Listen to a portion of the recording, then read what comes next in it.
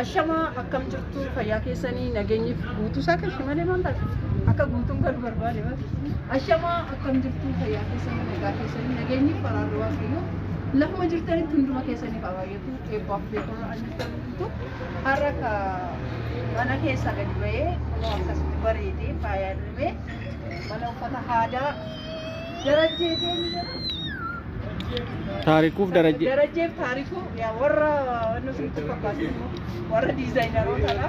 Uffata aadaa akkas bareedu dhagaa jiru. Keessa gallee wajjin gaafannee maal jennee bitachuudhaafis akkas miidhagneetu jirra. Kottaa wajjumaan gallee sogaa ilaalla.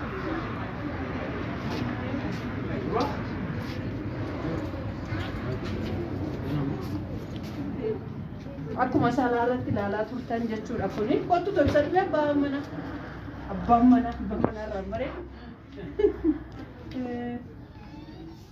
Eeka galatoomada. Kuni aadaa Gujii abbaa gadaatiin hojjetame uffata baay'ee bareedu. Isaa jirbiidha.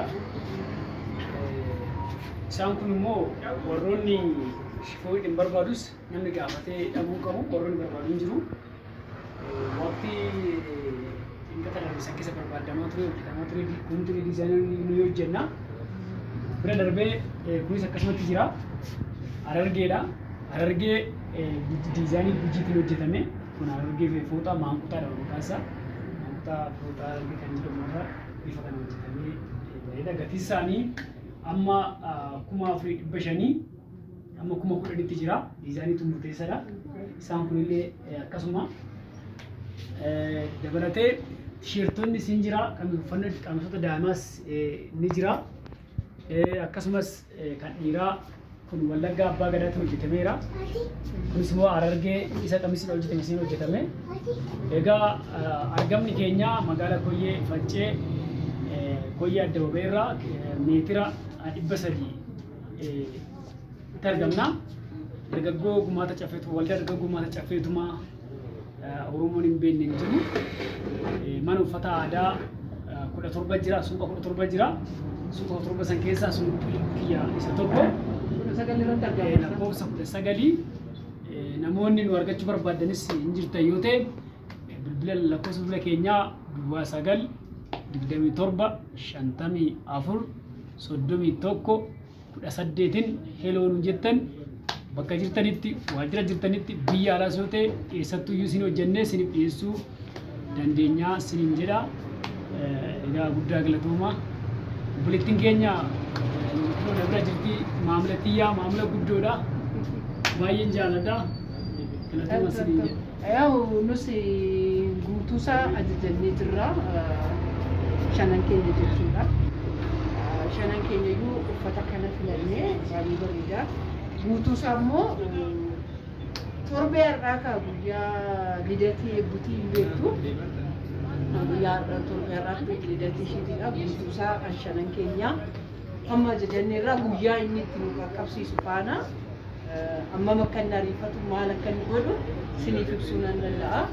Kanaafuu jechuudha warroonni ajajachuu barbaadan biyya alaa jirtanis warra biyya keessa jirtanis akkasumallee namni naannoodhuma isaa kanayyuu jirtan warrumti daawwattoonni keenya peejii feesbuukii hin qabaa, teelegiraamii ni qabaa. Karaa kana joonii argachuu dandeessu. Uffatna aadaa uffachuu aadaa keenyaa godhannu. Haatee yeroo baay'ee surree man beektu malee qamisii uffadhu jettanii yeroo baay'ee yaadan kennituu fi har'a kunoo faan jenne ittiin hin jenne jiru. Akkamiin mucaa waggaa 18 isinii fakkaadhe. Jaartii wani caccabduu irra baay'ee isinii bareeddee baay'ee faasinii jettee irra caala immoo gaafan kana caala faameetu isinii dhufu sirriitti isinii ibsuu hin danda'an jedha. Horaa bulaa guddaasaa galatoomaa waaqayyo isin haa eebbisu. Bakka nagaa hoolaa bakka nagaa bulaa laayik sheer dagajinaa. Baay. Magaalaa Shaggar Koyyee Addababee irraa meetira 300 akkana galtanii nu argattu isiniin jedha. Lakkoofsa 19. Anu shamadani. Anu shamadani ra. Ishi ana shawas qabda kelalan jir. Shama burre. Shama burre. Shama burre. Yo le shama burre gasan injen lumbo adara. Wanu nu ganung godinamu. Shama burre ni afaan Oromoo tiin uraaf jecha keenya. Jecha keenya fudhate. Jecha keenya ka shama burre ni. Burre jechuun horii gurraacha fi bifa adii qabutu burreedha. Burreedha.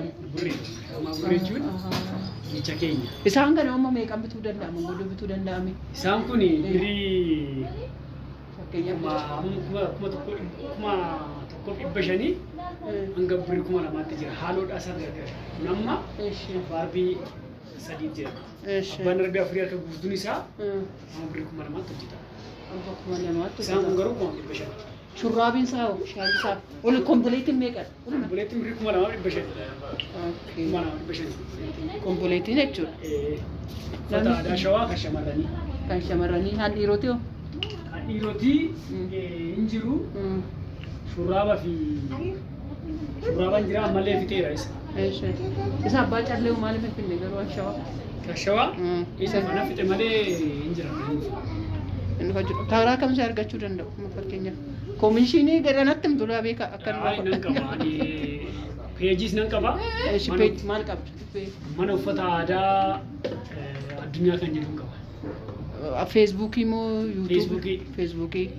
Feesbuukii. Mana uffata aadaa addunyaa kan jedhu addunyaa dhaabaa kan jedhu nan qaba. Telegiraama irrattis amma peejii banuu fi karaa keessanis immoo kana booda hin argamne. Bilbila kee dubbachuu dandeessaa? Dawwaata karaa kootis nuti quunnamsiisuu danda'a.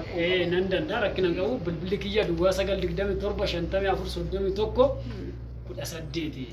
Haaloo jettanii nu argachuu dandeechuu bakka jirtanitti waajjira jirtanitti isiniif inni ajajamna jiraadha isiniin jenna.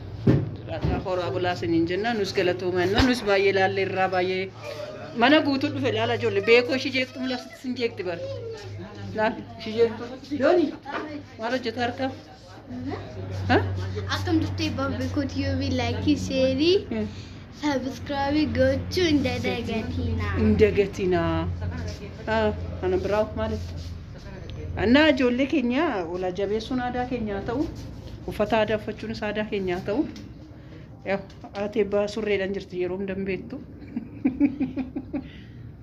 Maaliif akka taa'e hin beeku qamisii uffachuu aadaan godhanne ani xiqqoon manna balleessa. Kana booda sirrachuu qaba. Wanti sirra hin jiru. Wanti sirra hin jiru. Gorfannee wal deebisna. Gorfannee wal deebisna ati eebbaa yeroo hunda kaa surreedhumaan deemtee har'a surreedhumaan dhaabbattee kun viidiyoo waraabaa jirti. Achi keessatti isin agarsiisu laata? Mastaawutichi mul'isu badaa. Mastaawutiin isaa badaan mul'isu ture malee achi keessatti isinitti agarsiisaa ture. Kaameraatti isin garagashee isin agarsiisa ta'e beeku akkasitti bareedaa. Uffata mana aadaa bareedaadha. Baay'ee miidhagaadha. Gatiin isaanis ka xiqqoo ishii kiisii nama bareessanillee hojiin isaanii immoo bareedaadha. Jirbii qulqulluu ta'uu isaan jaalladheeni. Kanaaf jechuudha warri biyya keessa jirtan biyya alaa jirtan keessatti warri alatti fuutanii gurgurachuu barbaadan dhugaa rabbii diizaayinii baay'ee bareedaa qaba. Kanaafiyyuu fudhadhaa dandee baay'ee yoo baay'ee si ajajan hojjetamne. Ni hojjedhe. Fakkeenyaaf namni alatti fakkii warri Dubaayii jiran warri bitatan mana uffata aadaa warri tarakkaban jiraachuu danda'u. Innaa filannoo barbaadaniin yoo teelegiraamii isaa liinkii argadde as jala isinii godha jooyinii gootanii galtanii gaafattu wayin immoo feesbuukii isaa isiniif kaa'uu danda'a. Kanaan isiniin jedha.